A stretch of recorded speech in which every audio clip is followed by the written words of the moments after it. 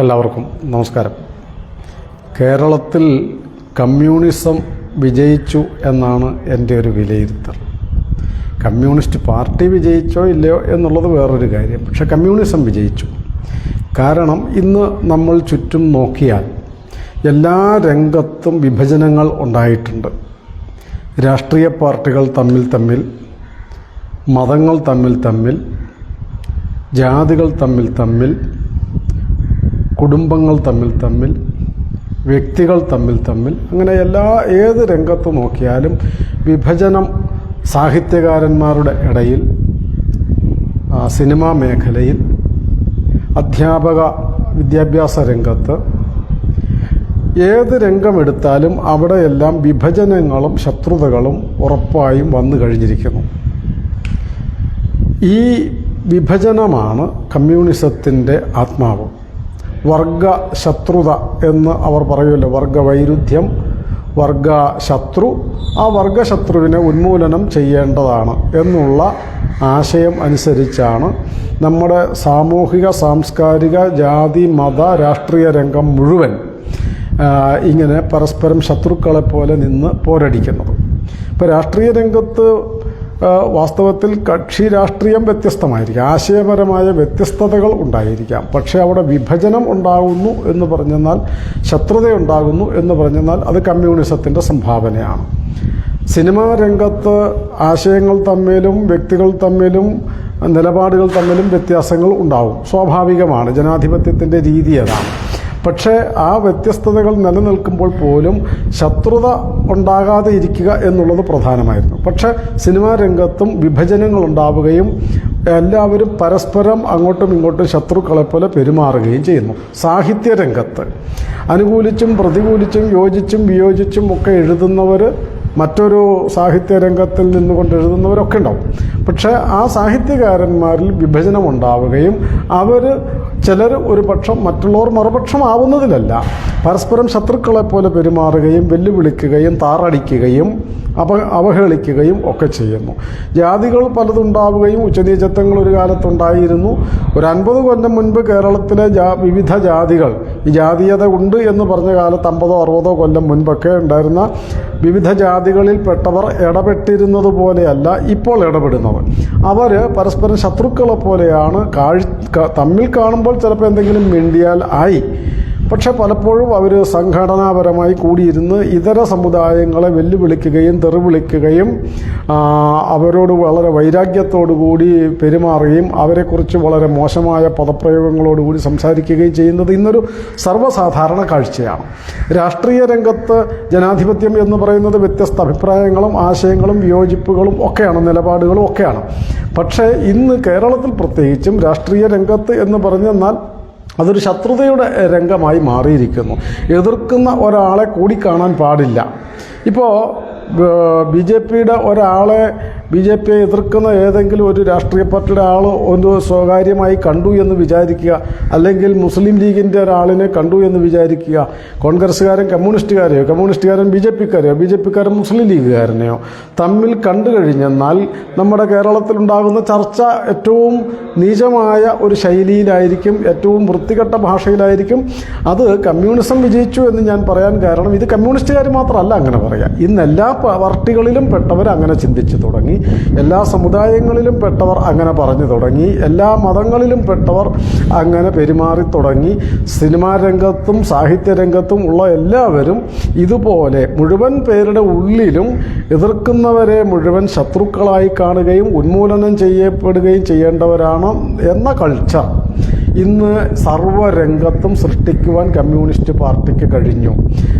വിയോജിച്ചുകൊണ്ട് ഒന്നിച്ചു നിൽക്കാനോ ഒരിടത്ത് ഒന്നിച്ചിരിക്കാനോ കഴിയാത്ത ഒരു സാഹചര്യം, വിയോജിപ്പ് നിലനിർത്തിക്കൊണ്ട്, എതിർപ്പുകളെ നിലനിർത്തിക്കൊണ്ട് തന്നെ ഒന്നിച്ചിരിക്കുവാനോ സംസാരിക്കുവാനോ ഉള്ള സാഹചര്യം കേരളത്തിൽ നിന്ന് നഷ്ടപ്പെടുത്തിയിരിക്കുന്നു. അത് കമ്മ്യൂണിസത്തിൻ്റെ വിജയമാണ്. എതിർപ്പ് അല്ലെങ്കിൽ വിയോജിപ്പുകൾ ഉണ്ടാകാതെ ഇരിക്കുക എന്നുള്ളതല്ല.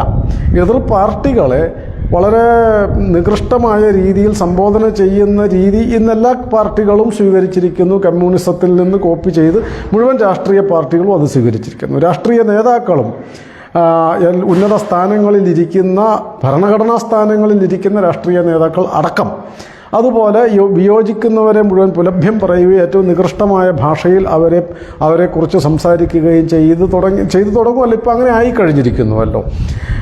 അത് കമ്മ്യൂണിസത്തിൻ്റെ സംഭാവനയാണ്. അപ്പോൾ ഈ നിലയിൽ നിങ്ങൾ ഏത് രംഗം എടുത്തു നോക്കിക്കൊള്ളുക, അധ്യാപന രംഗത്താകട്ടെ, വിദ്യാർത്ഥി രംഗത്ത്, വിദ്യാർത്ഥി സംഘടനകൾ ഇന്ന് നമ്മുടെ നാട്ടിൽ ധാരാളമുണ്ട്. ആ സംഘടനകൾ തമ്മിൽ പലപ്പോഴും വഴക്കുണ്ടാവാറുണ്ട്, സംഘർഷം ഉണ്ടാകാറുണ്ട്, അഭിപ്രായ വ്യത്യാസങ്ങളും തെരഞ്ഞെടുപ്പുകളിലൊക്കെ ഉണ്ടാവാറുണ്ട്.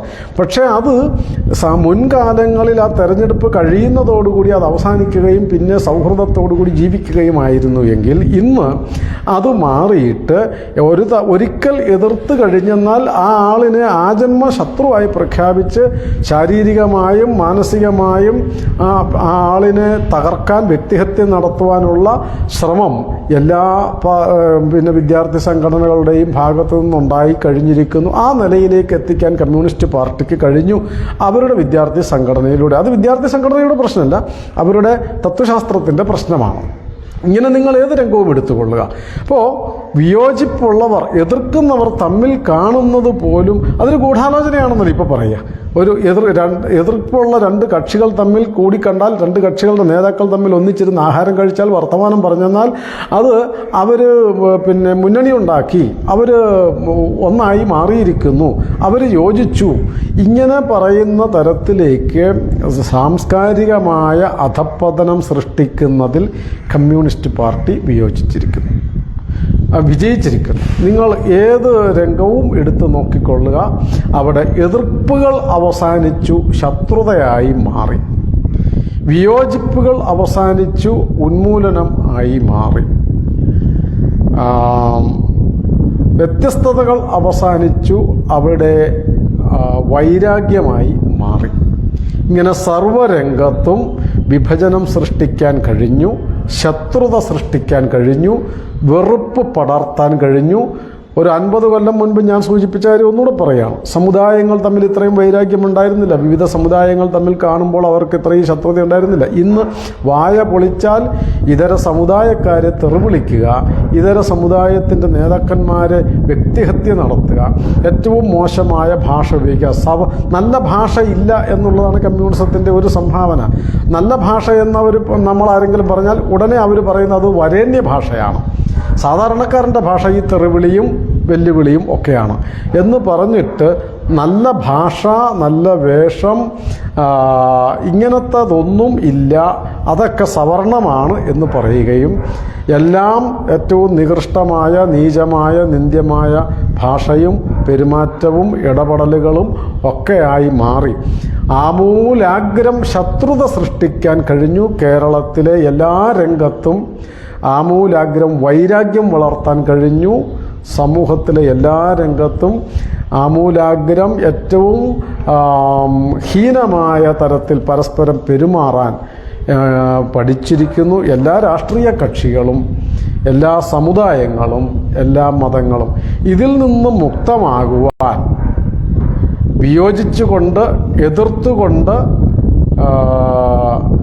ഒന്നിച്ചിരിക്കുവാൻ, ഒന്നിച്ച് ജീവിക്കുവാൻ, പരസ്പരം അവരവൻ്റെ ആശയങ്ങൾ ഉപയോഗിച്ച് എതിർപ്പുകളെ ഇല്ലാണ്ടാക്കും. ഞാൻ പറഞ്ഞതാണ് സത്യം, ഞാൻ പറഞ്ഞതാണ് ശരിയെന്ന് സ്ഥാപിക്കാൻ ശ്രമിക്കും.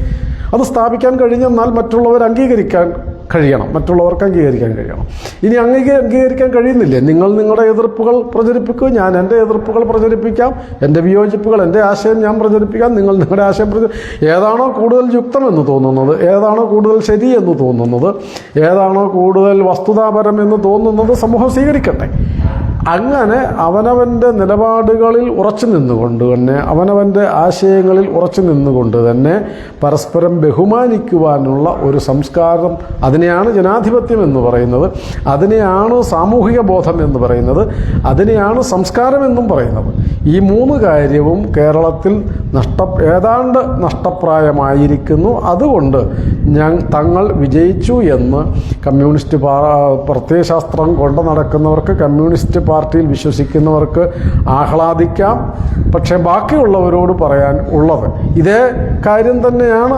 ബാക്കിയുള്ളവരോട് പറയാനുള്ളത്, ദയവായി ഈ കമ്മ്യൂണിസ്റ്റ്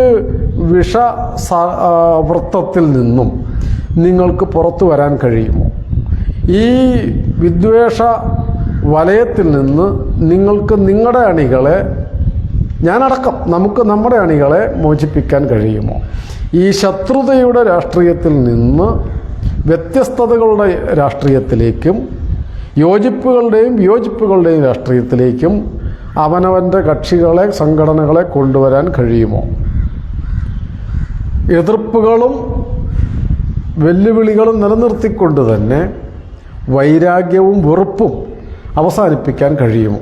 എല്ലാവരും ചിന്തിക്കേണ്ടതാണ്. ഇല്ലെങ്കിൽ കമ്മ്യൂണിസത്തിൻ്റെ സമ്പൂർണ്ണ വിജയം എന്ന് പറഞ്ഞെന്നാൽ സംസ്കാരത്തിൻ്റെ സമ്പൂർണ്ണ നാശം ആയിരിക്കും. കമ്മ്യൂണിസത്തിൻ്റെ സമ്പൂർണ്ണ വിജയം എന്ന് കമ്മ്യൂണിസ്റ്റ് പാർട്ടിയുടെ അല്ല, കമ്മ്യൂണിസത്തിൻ്റെ സമ്പൂർണ്ണ വിജയം എന്ന് പറഞ്ഞെന്നാൽ സാമൂഹിക ജീവിതത്തിൻ്റെ സമ്പൂർണ്ണ തകർച്ചയായിരിക്കും. കമ്മ്യൂണിസത്തിൻ്റെ സമ്പൂർണ്ണ വിജയം എന്ന് പറഞ്ഞെന്നാൽ ജനാധിപത്യത്തിൻ്റെ മരണമായിരിക്കും.